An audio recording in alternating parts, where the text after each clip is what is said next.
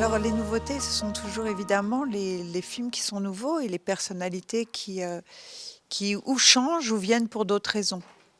Donc la seule différence de ce festival avec, les précédents, c'est que, nous n'avons pas fait un hommage à un pays. Ça c'est la différence et nous avons aussi annulé les très grandes fêtes, parce qu'on a trouvé que c'était pas le moment, et la priorité n'était pas de faire la fête.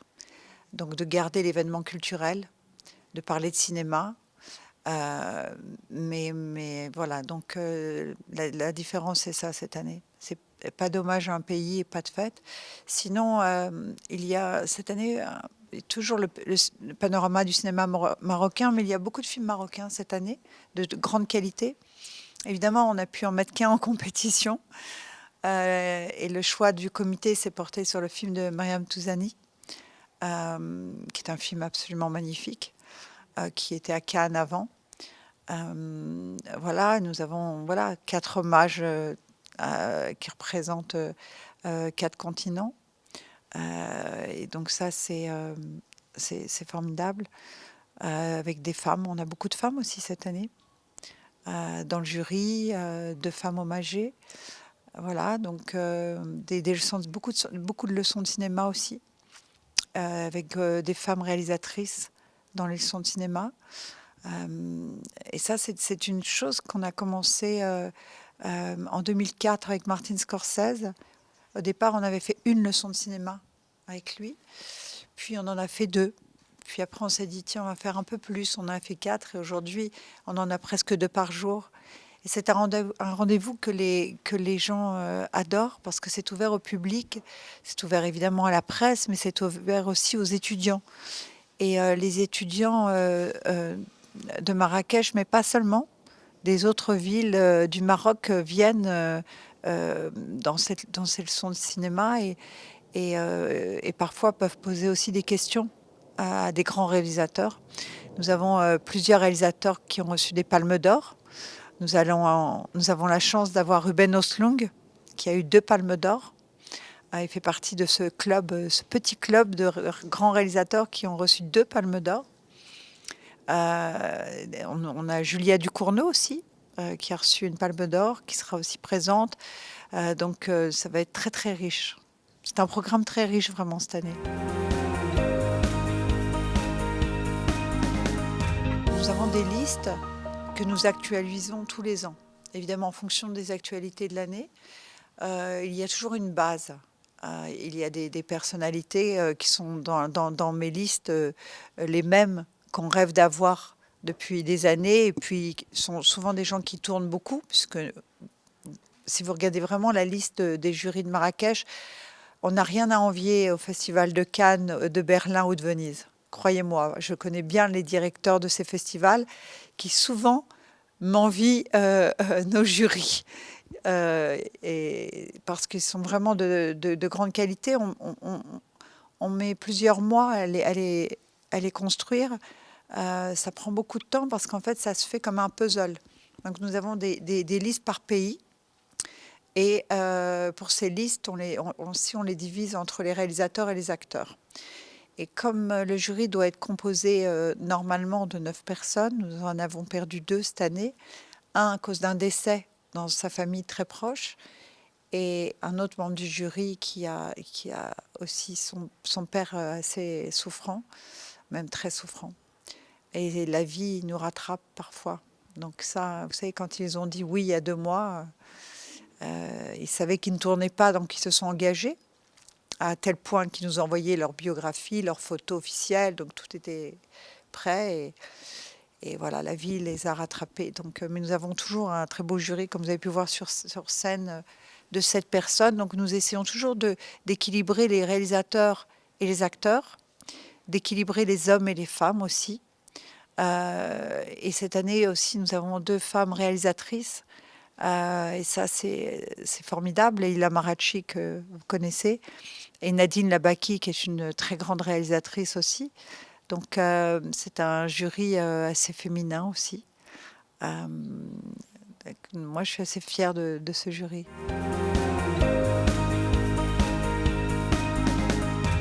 qui est compliqué souvent, c'est l'entourage. Sur des grandes personnalités, il faut, comme nous ne payons personne, il faut parfois négocier certaines choses. Le nombre d'accompagnants.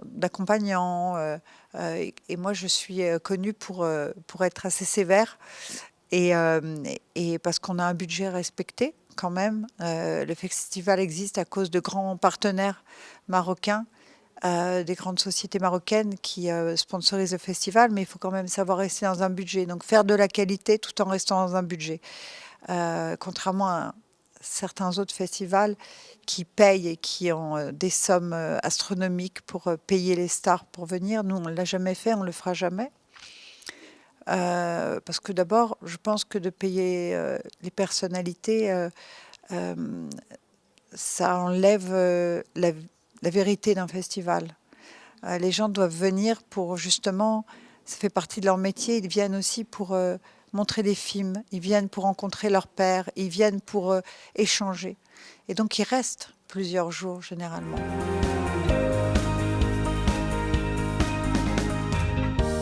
Les partenaires ont été présents pour maintenir la base de la fondation, c'est-à-dire les quelques personnes qui sont rémunérées à l'année, puisque la plupart de l'équipe, évidemment, ne travaille que pour la durée du festival. Donc les partenaires nous ont soutenus. Netflix aussi nous a beaucoup soutenus pour faire les ateliers de l'Atlas en ligne pendant 2 ans. Nous n'avons pas existé physiquement, mais les ateliers, eux, ont existé en ligne. C'est important de le dire, Netflix nous a donné de l'argent pour pouvoir maintenir ces ateliers de l'Atlas et vraiment on est très reconnaissant. Donc écoutez, on a été, comme tout le monde, obligé de s'arrêter. Certains festivals ont eu plus de chance que nous, parce que par exemple Venise a lieu tout début septembre, fin de l'été. Donc ils ont eu la chance souvent que le virus ralentissait et puis reprenait l'hiver. Donc eux, ils passaient entre les mailles. Moi, j'ai vécu le premier festival de Venise après la pandémie. On avait tous des masques partout, tout le temps. On devait passer des tests très régulièrement. Et puis dans la salle, on avait des masques et on avait un siège vide entre chaque personne. Mais chaque personne, c'est-à-dire que même les couples étaient séparés. Donc c'était, moi j'avais fait des photos de cette salle d'ouverture avec un siège vide entre chaque personne. C'était étrange, il y avait un côté triste et en même temps on était là quand même. Donc c'était courageux de l'avoir maintenu dans ces conditions-là. Au Maroc, ça a été plus difficile, donc on n'a pas pu le faire. Mais cette année, on a travaillé avec un peu la peur au ventre au départ, parce qu'on a commencé à travailler en mars.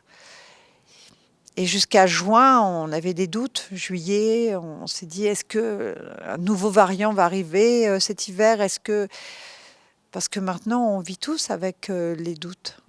On peut pas savoir ce qui va se passer dans 2 mois, dans 3 mois. La preuve, la vie nous a montré que tout était possible et que le pire était possible. Donc, on est là aujourd'hui et j'ai du mal à y croire encore, vraiment.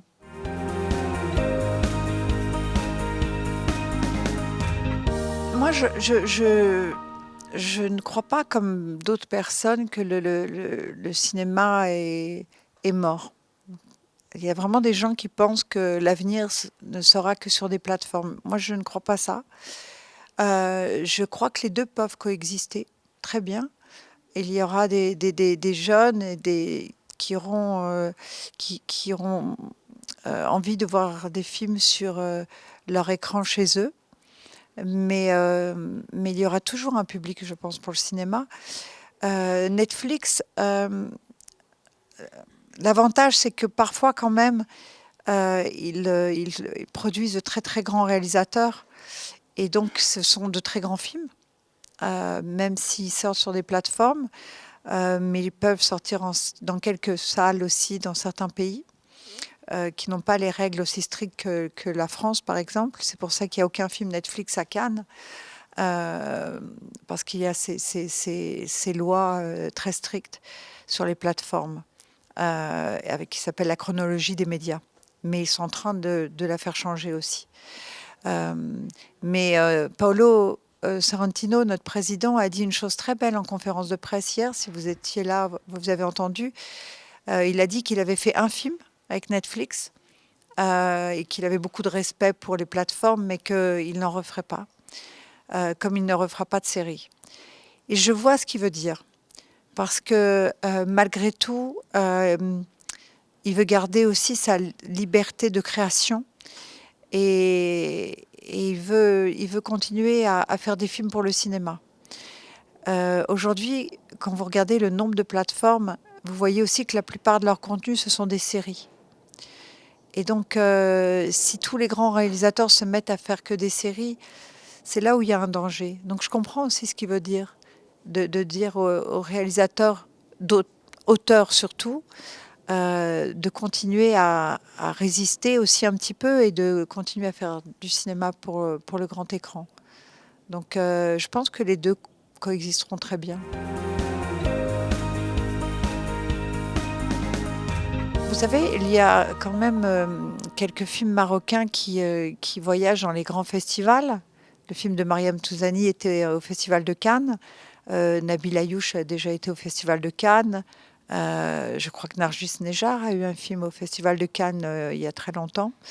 Donc, vous savez, quand on a commencé le festival en 2001, il devait y avoir 3 ou 4 films marocains qui se produisaient. Et aujourd'hui, il y en a 25, je pense, ou 30. En tout cas, au moins 25 par an.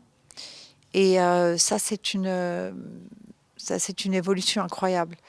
Et mon défunt mari disait toujours, dès la fin de la première année, quand on a compris que le festival allait grandir, que ça avait pris, il a dit, moi je veux bien faire grandir le festival, mais il faut entraîner le cinéma marocain avec. Et je pense qu'il serait très ému aujourd'hui.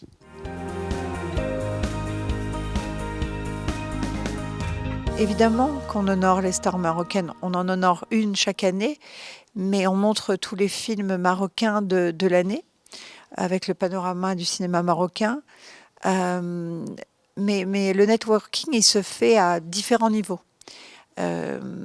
Et ça permet aussi, les ateliers de l'Atlas permettent aussi beaucoup aux professionnels marocains de rencontrer les professionnels étrangers, donc des directeurs de festivals internationaux, pour leur montrer le cinéma marocain, afin qu'ils prennent des films dans leur festival. Aussi bien, nous avons le directeur du festival de Sydney, qui est ici, de Toronto. Nous avons des directeurs de festivals, de grands festivals, Cannes. Et ça, c'est important pour le cinéma marocain, parce qu'ils viennent, ils vont voir les films et ils rencontrent les professionnels marocains. Donc ça, vous voyez, le networking, il est à différents niveaux. Et à l'atelier de l'Atlas aussi, il y a beaucoup de producteurs internationaux, des financiers. Vous avez des gens de Canal+, d'Arte. Et vous savez que le CNC en France a un traité qui lie le Maroc et la France et qui permet de faire des coproductions et de donner de l'argent pour des films marocains. Donc oui, il y a beaucoup de networking qui se fait pendant le festival. C'est très important.